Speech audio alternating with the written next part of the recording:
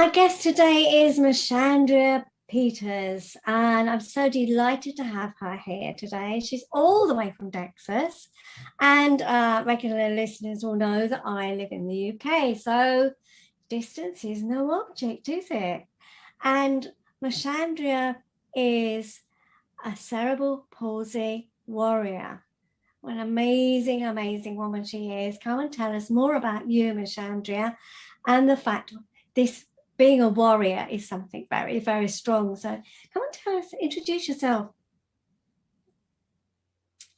So as she stated, my name is Machandria, and I do consider myself a cerebral palsy warrior. Just a little bit about myself. I was born 2 months premature, so I was diagnosed with cerebral palsy at the age of 2. Um, and from, well, I guess I can't say from that point on, because of course I wasn't aware of the diagnosis, but growing up, I would say um, that my my parents did not coddle me, and they did not treat me differently because I had a disability. Um, I was, well, just a little deeper into my background. I am the oldest of my mother's children, and I um, so I still had the responsibility of being the older sibling and just setting an example for my brother.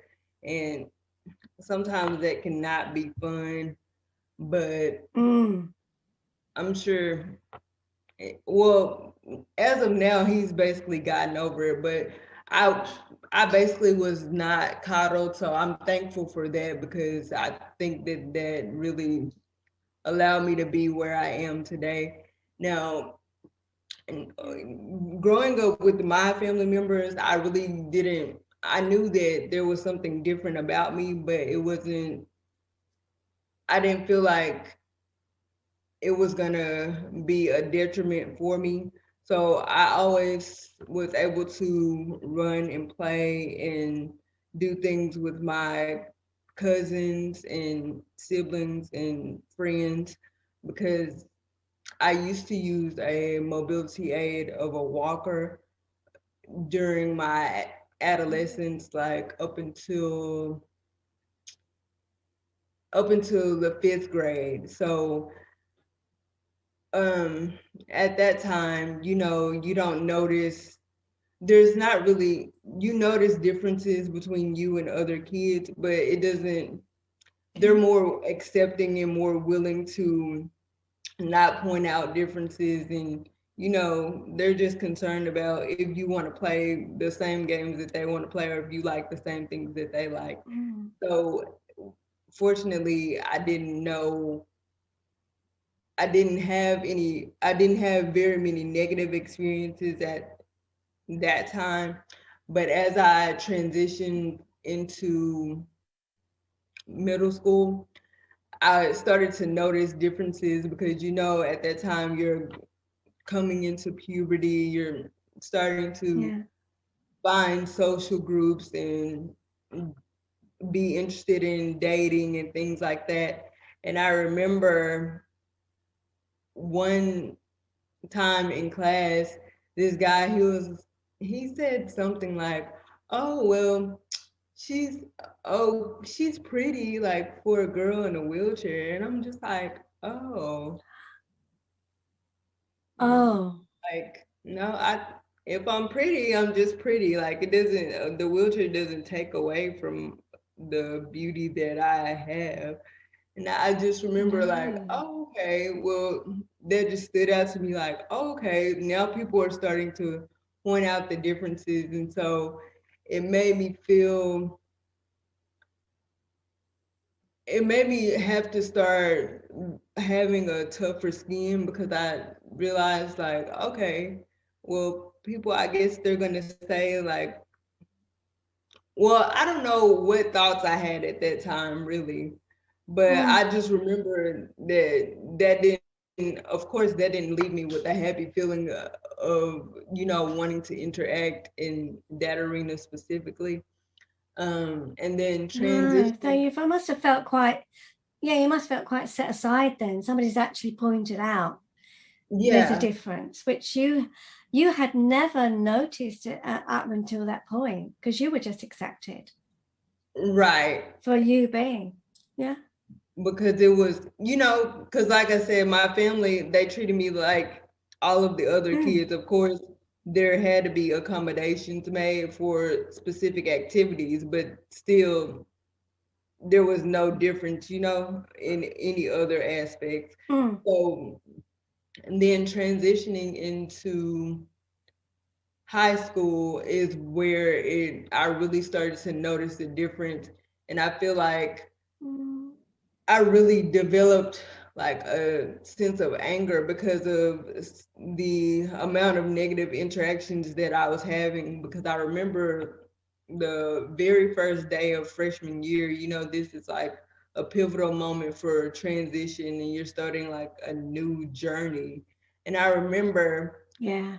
a guy walking up to me. He didn't even ask me, he didn't introduce himself to me. He didn't ask me my name or how I was doing, any of the cordial things that you should do when you're meeting a new person. But he Mm. asked me, he was like, "Oh, well, why are you in a wheelchair? Did you get shot?" And I'm like, "No, I did not get shot." And Wow. I was in shambles like the rest of the day. I never, ever, ever wanted to go back to high school. Of course, obviously I did go back, but I just Yeah. remember that standing out to me for that being the very first day, and I really did not want to go back. So I was just like, okay. Mm.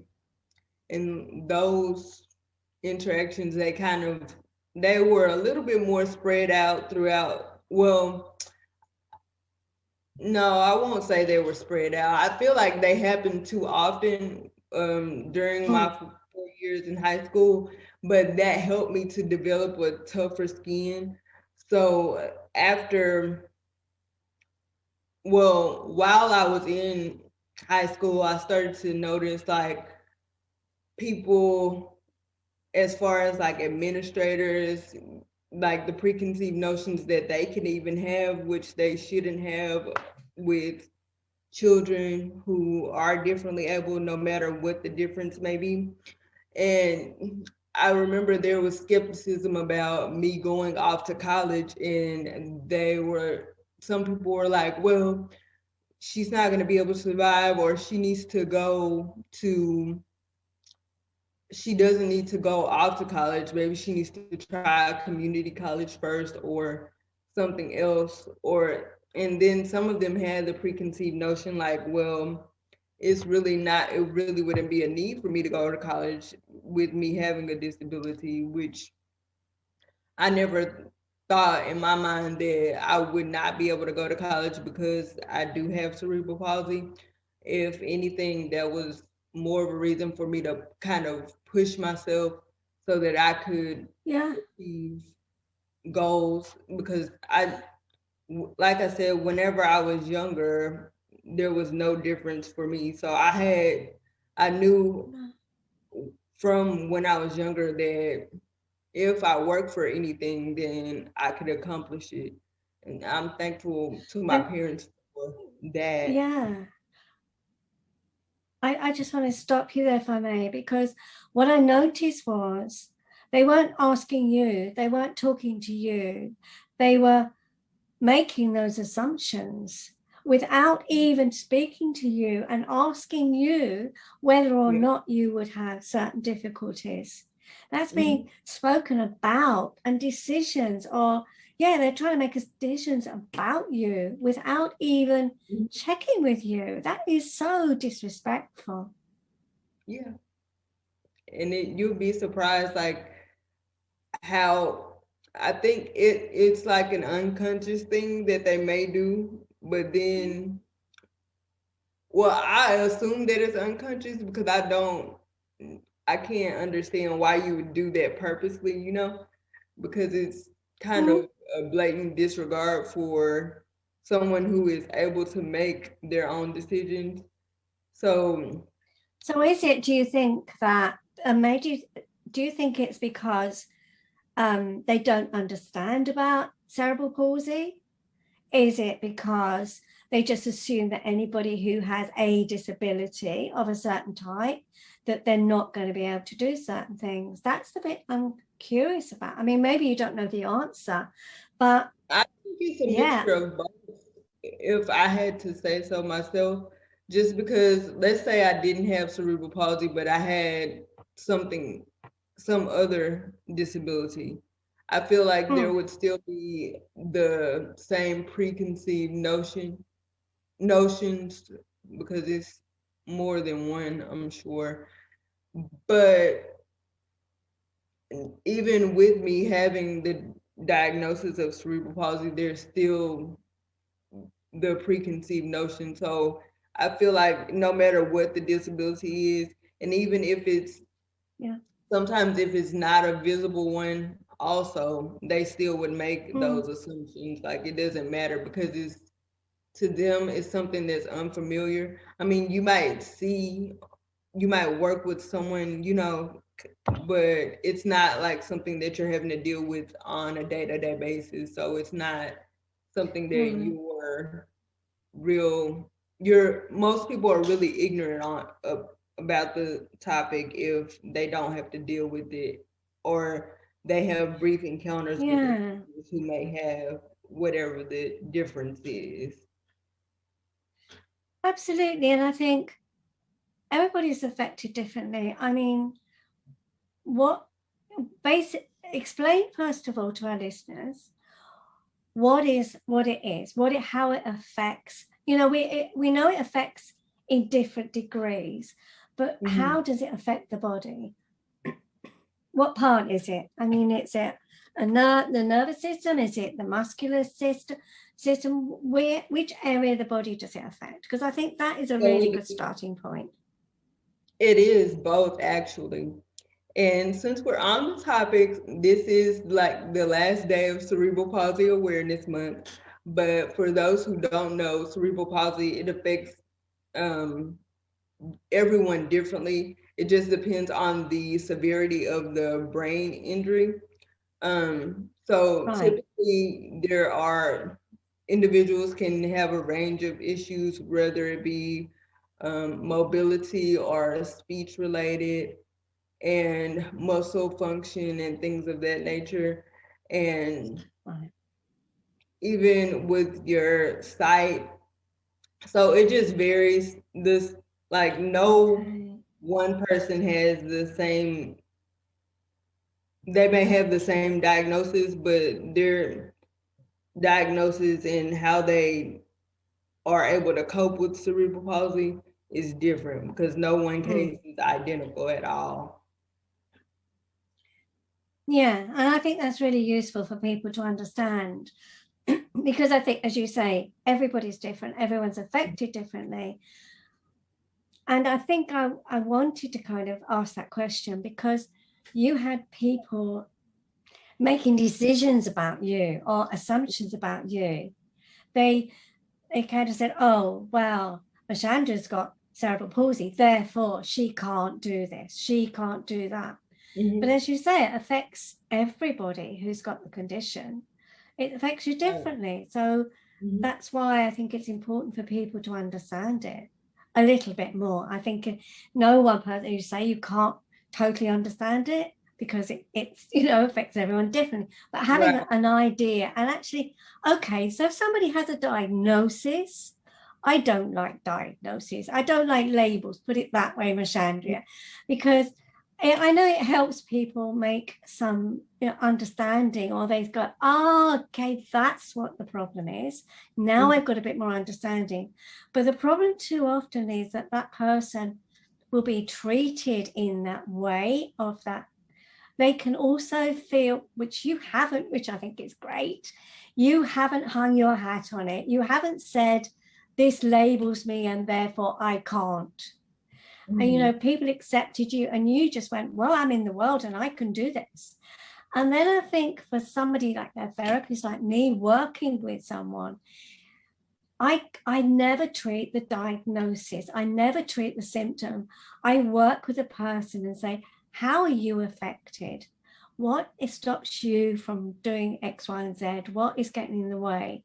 And so, yeah, I just wanted to kind of say that because I think you suffered at the hand of those people in authority who are making that decision about you, which I think so many people are. Yeah. And I feel like it's important, especially like in the education system, if you're an employer or, you know, what, no matter what your capacity is, but if you're in a position of power, you need to be also someone who is very objective. Like, you don't need to make any assumptions or have any preconceived notions, because what I found is that that also helped, or that also contributes to employers missing out on valuable candidates for open positions. And then as far as like within the education system, like I was mentioning previously, how they just assume that because I do have a disability that I would not want to go to college, or that was not something that I should be working towards. And it's like, you shouldn't put anyone in a box just because you have that diagnosis, because really the diagnosis is just supposed to be there so that if modifications or accommodations are needed, you're able to properly make those but you still need to be communicating with the individual that's affected. Yeah, exactly. And I think you've proved that you were very worthy of going to college, because you remind me of the qualifications that you achieved. So I have a bachelor's of science in development and family studies and a minor in Spanish. You see, I don't have the degree of, disabilities. I wear glasses, okay, but that's a disability in a way. I don't have your, if you like, disadvantages. You proved to these people who had preconceived ideas that you were very worthy of having that place, and you know that you are really bright and clever and smart, you know.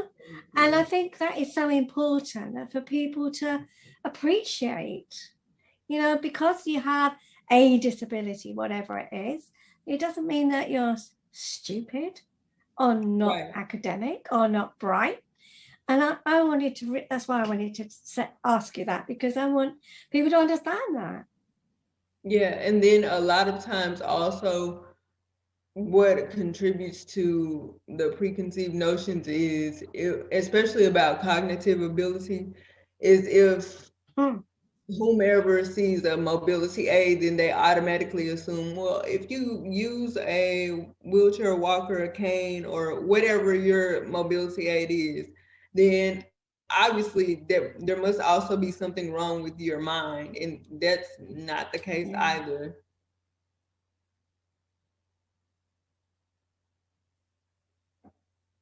Definitely. It was not the case for you. And I think that's, you've shown that very readily as a great example. And I think, I know we talked before, and you talked one day about some guy who decided that he'd climb on the back of your wheelchair, and he thought that was okay. Oh, yes. That happened to me when I was in middle school. And I was, Yeah. at that time, I told you I was having to like start to develop a tougher skin. But at that time, I also did not have the filter that I have now. So, and the day that he did that, I was already having a bad day. So when he did that, he actually pulled my hair too. And I'm just like, so I just turned around and I'm like, get the KCUF, because I don't want to say the word, off of my wheelchair. And then my teacher, she turned around and she was like, who said that? And I'm just like, ma'am, you know, obviously I'm the only one in a wheelchair in the hallway. So obviously I said it, but he ended up taking the blame for it because he knew that he should not have done that. Like, this is not a skateboard. This is something that helps me get around. So you don't need to try to get on and get a free ride. Like, you can walk, it's fine. But yes, Yeah, I love that story. I love that story where you just weren't going to have it. But yeah, I love it that you just went, nah, get off. That's not appropriate. You don't disrespect someone's space like that. I would never do that. And I feel like that's kind of what made me start to want to also speak up more, because I'm like, well, if I don't say anything, then like, who's going to say something? Because people obviously think this is appropriate. So let me say something. But let me say it more tactfully now, because now I wouldn't I wouldn't deliver it that way.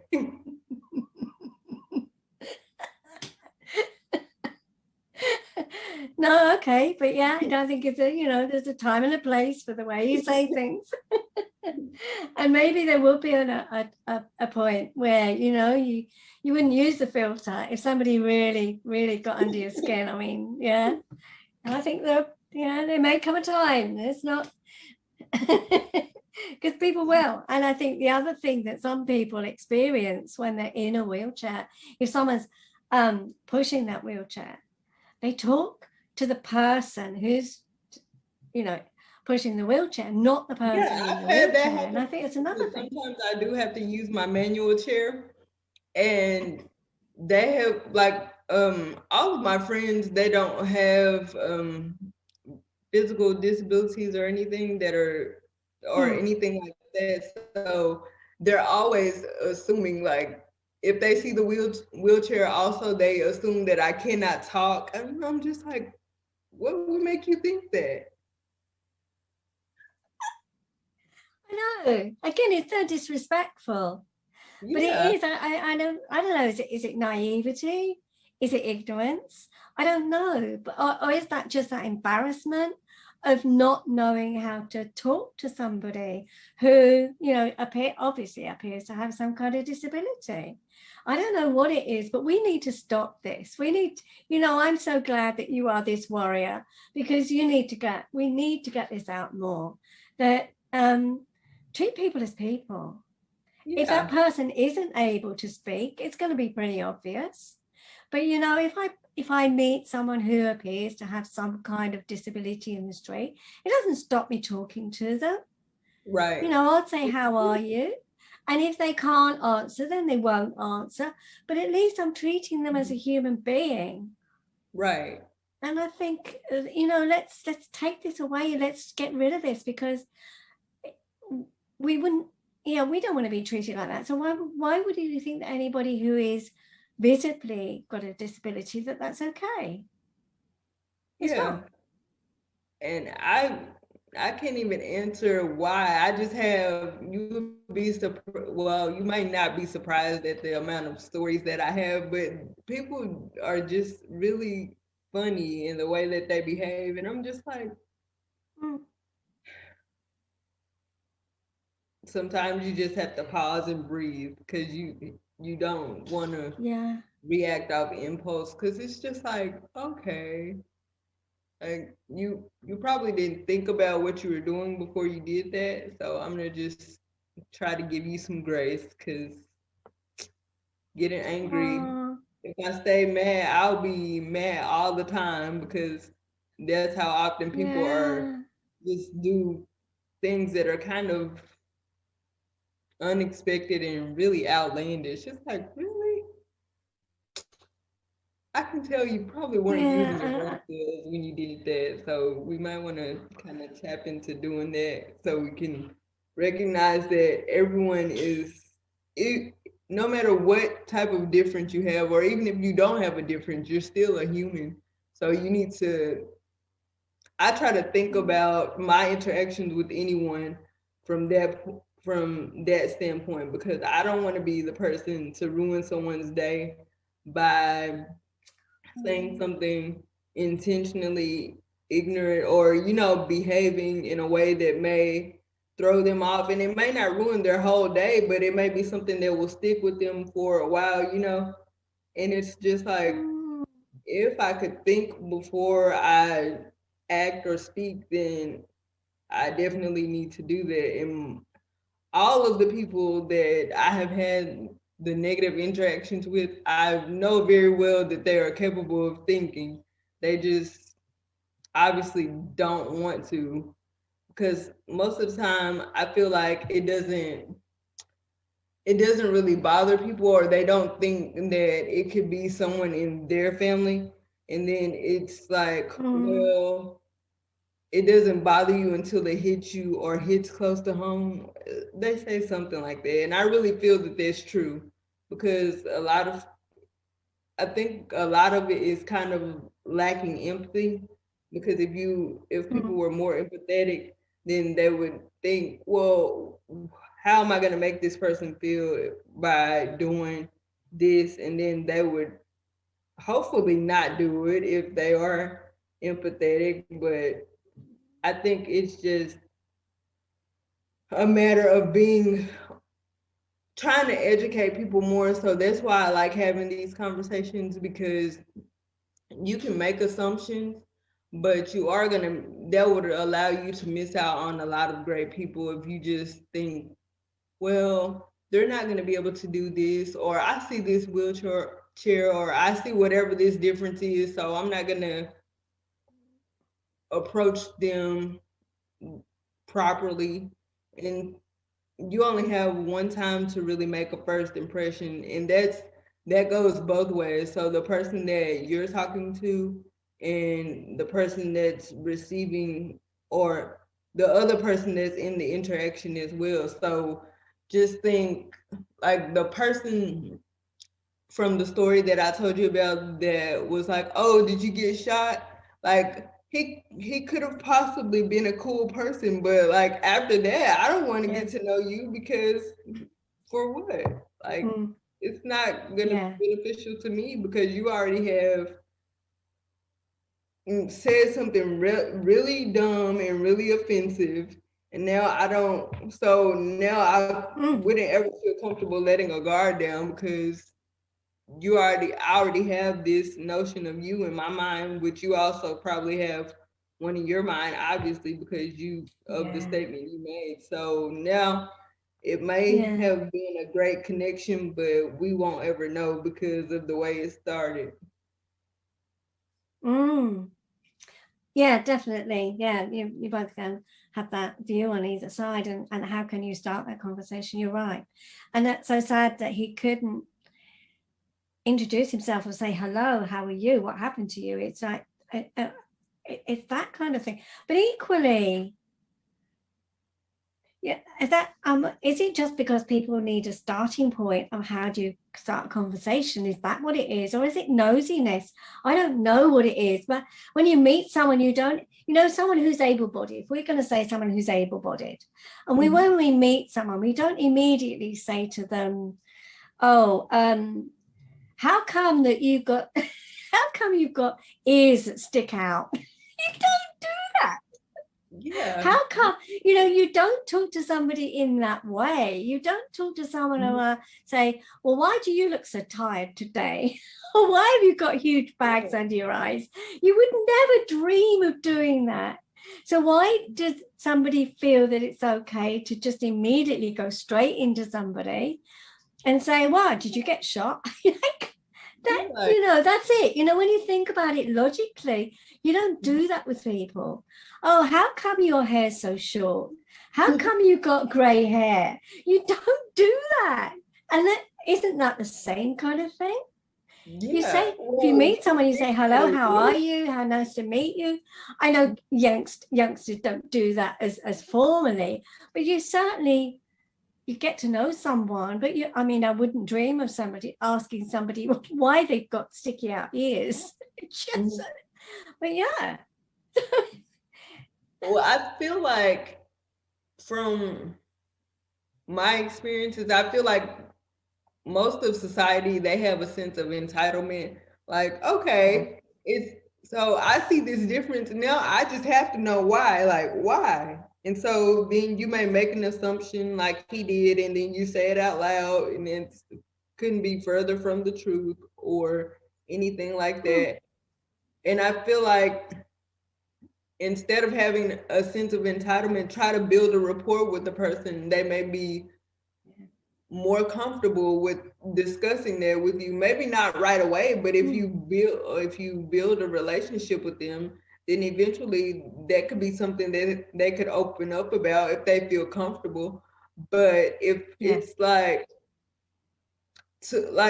to me, that was a traumatic experience, because I'm just like, okay, like you backed me into a corner per se, because now it's just like, whenever I was in high school, I just didn't, after that experience, I just didn't know like how to start to let my guard down. So I made sure that I had like a really small friend group that I knew, that respected me and was patient with me, and we grew together. And I would never expect them to disrespect me in a way like that, because that, and I don't think that people think about it as being disrespectful, but I guess that comes along with the sense of entitlement. Like they're entitled to know the information. Like, your question is kind of a HIPAA violation, so why are you asking me this? Like, it's not your business.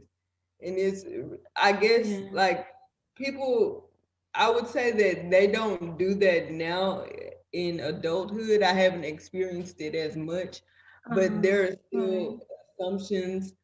Like, I remember whenever I had just started one job, and this lady, she came up to me and she was like, "Oh, well, I didn't know y'all worked." And I was thinking like, y'all. And then she elaborated and she was like, "Oh, well, I didn't know people in wheelchairs worked." And I'm just like, so I'm thinking like, you surveyed all people in wheelchairs and they let you know that they don't work. Like, you can't say anything like that. And so it's just like, and I think that is it. Then I think when I started talking and I said, well, I want to know more about cerebral palsy, because people have different, people are affected differently, and I think that's why I wanted to kind of explore that a bit, because if you have cerebral palsy, then this must be the reason, this must be the condition, or the way things are, or how you're affected. And I think that was why I wanted to kind of talk about that more, because people say if you're in a wheelchair, then you can't work. If you have cerebral palsy, for example, this must be the way you have to live, or you can't be able to do that, which you experience when you're thinking about going to college, and so I think it's a person, and it is accept the person, and they're going to speak up if they can't do something. They're going to speak up and say, actually, I know I'm not able to do that. But don't make those assumptions, isn't it? If you can't do something, then that you speak up. You say, if somebody said to me, can you chop that tree down? I go, no, because I'm not strong enough. Right. It's that kind of thing. And I think that's the thing. Don't make assumptions. The person is like, they're going to tell you. If they're not able to speak, you're not going to get a response. So Right, exactly. So if they can't hear, then you'll get, maybe they get sign language, or somebody might accompany them, might tell you. But don't make that assumption that you're not able to do something because you have what appears to be a visible disability. You're going to tell them. You tell people what you're able to do and what you're unable to do. And yet, I don't think there's much that gets in your way, to be honest. I think you are a shining example. However, not everyone is as fortunate, but they're going to speak up and say what it is. So let's let people speak for themselves. I just admire you so much. You're just great. I love you as a warrior, because you are such a brilliant example of being that warrior for cerebral palsy. But I love you. You're just so delightful to talk to and hear your story. And I just so love talking to you today. And I hope the listeners enjoy it too. I think, before we end, I want to ask, what is one thing you can say to people to, you know, to take away with themselves? What is one tip, one thought? So I would say, I guess this is kind of like a two-part, but we mentioned earlier about kind of proving stuff to others. So I would say don't worry about proving stuff to others. Don't worry about achieving goals because you want to prove stuff to others. Worry about achieving your goals because it's something that you have set out that you want to accomplish for yourself, and just focus on who is there supporting you in whatever it is that you have expressed that you want to do. And never be afraid to give your voice volume because your voice is unique, your story is unique. No one has the same story, and you'll be surprised what you can share that will help you connect with someone else, or that someone else may be able to relate to. Brilliant. I think they're great things to offer. Thank you. I'm going to put all your details, all your contact details in the show notes. And I'm an avid follower of you on Instagram, so I know people can find you there. But I what is one easy way that people can find you? Because if they're just listening, they want to know an easy way. So the easiest way is going to be to follow me on Instagram, and you can follow me at Machandria_. That's MACHANDRIA_ MACHANDRIA_.